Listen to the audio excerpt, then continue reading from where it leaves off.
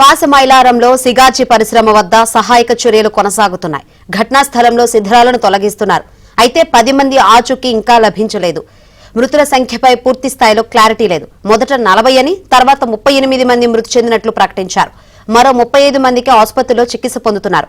ఇప్పటి వరకు 18 మృతదేహాలు కుటుంబ సభ్యులకు అప్పగించారు.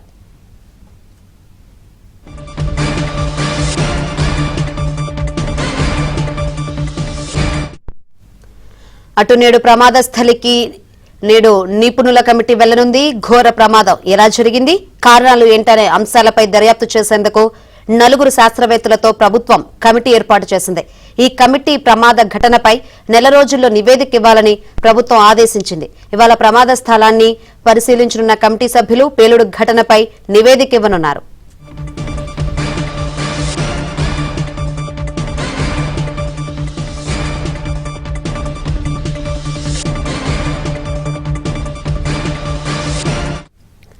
మరిన్ని వివరాలు అందించేందుకు ఘటనా స్థలం నుంచి మా ప్రతినిధి మణికంఠ లైవ్ ద్వారా సిద్ధంగా ఉన్నారు. మణికంఠ, మృతుల సంఖ్యపై ఇంతవరకు ఎటువంటి క్లారిటీ లేదు. ఇంకా శిథిలాలను తొలగించే ప్రక్రియ కొనసాగుతున్నట్లు సమాచారం అందుతుంది. ఎప్పట్లో క్లారిటీ వచ్చే అవకాశం ఉంది? ఏంటి అక్కడ సిచ్యువేషన్?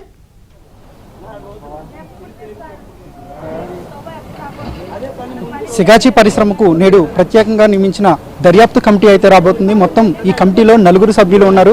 వీళ్ళంతా కూడా మరికొద్ది సేపట్లోనే ఇక్కడికి వచ్చే అవకాశం ఉంది. అయితే ఆ కమిటీ ముందు తమ యొక్క బాధను తెలిపేందుకు ఎవరైతే క్షతగాత్రులు ఉన్నారో, అలాగే మృతులు బంధువులు ఉన్నారో, దీంతో పాటు ఆచూకీ ఇప్పటి వరకు తెలియని వ్యక్తులు ఉన్నారో వాళ్ళ బంధువులంతా కూడా ఇక్కడికి వచ్చి ఆందోళన చేస్తున్న పరిస్థితి కూడా కనబడుతుంది. కొంత ఉద్రిక్తత కూడా చోటు చేసుకుంది. ఇప్పటికీ 4 రోజులైనా కూడా ఇప్పటికీ కూడా తమ బంధువులు ఇక్కడ పనికి వచ్చిన వాళ్ళ వివరాలు ఇప్పటికీ కూడా ఇవ్వలేదంటూ కూడా చెబుతుండడం లేదంటే కూడా పూర్తిగా కూడా బంధువులు అయితే ఆవేదన వ్యక్తం చేస్తున్న పరిస్థితి కూడా కనబడుతుంది. మనం విజువల్స్ లో చూసుకోవచ్చు. ఒక్కసారిగా కూడా ఆ కమిటీ ముందు కొద్దిసేపట్లోనే ఈ కమిటీ కూడా రాబోతుంది. ఈ కమిటీ కూడా లోపలికి వెళ్ళి పూర్తిగా ఈ ప్రమాదం ఎలా జరిగిందని కూడా పూర్తిగా వివరాలు అయితే ఆరా తీయనున్నారు. ఈ నేపథ్యంలోనే బాధితులు ఒక్కసారిగా పరిశ్రమ లోపలికి వెళ్ళి చొచ్చుకునే ప్రయత్నం చేశారు. ప్రస్తుతం మనం విజువల్స్ లో కూడా చూసుకోవచ్చు. ఒక్కొక్కరిది ఒక్కొక్క గాథని చెప్పవచ్చు. జాయిన్ అయిన 3 రోజులకే ఒక తల్లి కూడా ఇక్కడే ఉంది. తన కుమారుడు జాయిన్ అయ్యి 3 రోజులు అయింది. అయితే ఈ 3 రోజుల్లోనే ప్రమాదం జరిగిందంటూ ఒక తల్లి ఆవేదన వ్యక్తం చేస్తుంటే, మరొక వ్యక్తి తన మేనల్లుడు ఏమయ్యాడంటూ కూడా తను ఆవేదన వ్యక్తం చేస్తున్న పరిస్థితి కూడా కనబడుతుంది. వాళ్ళకు ఏం చెయ్యాలో తెలియడం లేదని చెప్పవచ్చు.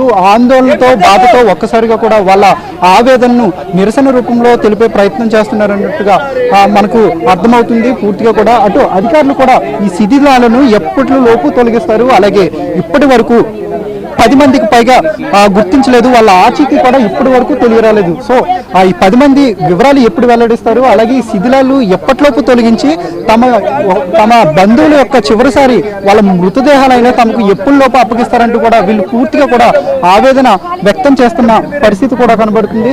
ప్రస్తుతం పోలీసులు కూడా పూర్తిగా వాళ్ళని సర్ది చెప్పే ప్రయత్నం చేస్తున్నారు. తమకు కొంత సమయం ఇవ్వాలంటూ కూడా పూర్తిగా కూడా వాళ్ళు అయితే అడిగే ప్రయత్నం కూడా చేస్తున్నారు. మనం విజువల్స్ లో కూడా చేసుకోవచ్చు. ప్రస్తుతం బాధితులు ఉన్నారు. మనం వాళ్ళతో మాట్లాడే ప్రయత్నం చేద్దాం.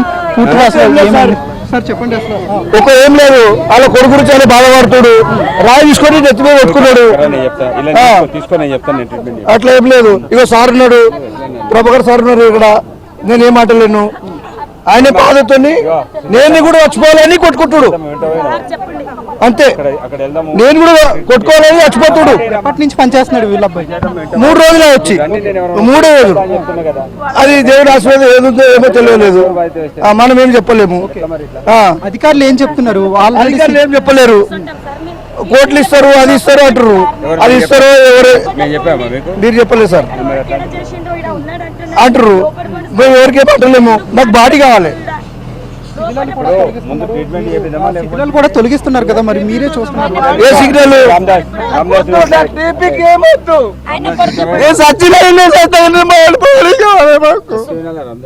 నాకు ట్రీట్మెంట్ ఏమొద్దు, నాకేమొద్దు, నాకు ట్రీట్మెంట్ వద్దు. చూసుకోవచ్చు మనం. బాధితులంతా కూడా నిరసన వ్యక్తం చేస్తున్న పరిస్థితి కూడా కనబడుతుంది. మరికొద్ది సేపట్లోనే ఈ ప్రత్యేకంగా నియమించిన కమిటీ బృందం కూడా ఇక్కడికి చేరుకోబోతుంది. ఇక్కడికి చేరుకున్న అనంతరం కూడా ఈ ప్రమాదం ఎలా జరిగిందని కూడా పూర్తిగా కూడా వివరాలు రాబట్టే అవకాశం ఉంది. ఇప్పటికే ఈ కమిటీలో చైర్మన్గా ఇండియన్ ఇన్స్టిట్యూట్ ఆఫ్ కెమికల్ టెక్నాలజీకి చెందిన ఎమిరేట్స్ శాస్త్రవేత్త డాక్టర్ బి వెంకటేశ్వరరావుతో పాటు IICT chief scientist doctor T Pratap Kumar, వీరితో పాటు చెన్నైలోని సెంట్రల్ లెదర్ రీసెర్చ్ ఇన్స్టిట్యూట్ విశ్రాంత శాస్త్రవేత్త డాక్టర్ సూర్యనారాయణ, అలాగే పూణేలో సేఫ్టీ ల్యాబొరేటరీకి సంబంధించిన గుగే, మొత్తం ఈ 4 కూడా సభ్యులుగా ఏర్పడి ఈ బృందం మరికొద్ది సేపట్లోనే ఇక్కడికి రాబోతుంది.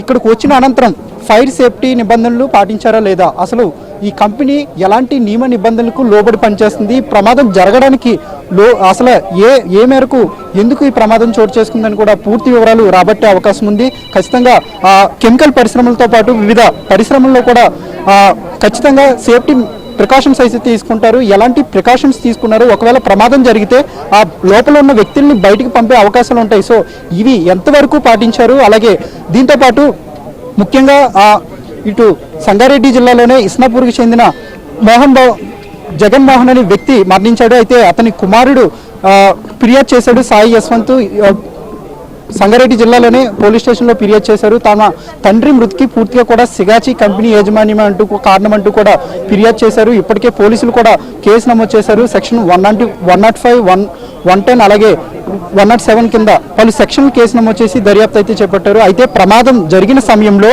పూర్తిగా ఈ 3 అంతస్తుల భవనం కూడా పూర్తిగా కూడా కవర్ అయ్యే ఒక సీసీ కెమెరా అయితే ఉంది.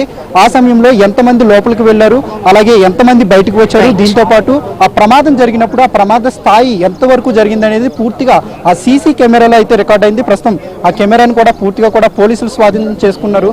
ప్రస్తుతం బాధితులు అయితే ఇక్కడ పూర్తిగా ఆందోళన చేస్తున్న పరిస్థితి కూడా కనబడుతుంది. మరికొద్ది సేపట్లోనే ప్రభుత్వం ప్రత్యేకంగా నియమించిన 4 వ్యక్తులు కూడా మరికొద్ది సేపట్లోకి వచ్చి కంపెనీలో ప్రమాదం ఎందుకు చోటు చేసుకుందనే దానిపై పూర్తిగా వివరాలు అయితే రాబట్టే అవకాశం ఉంది.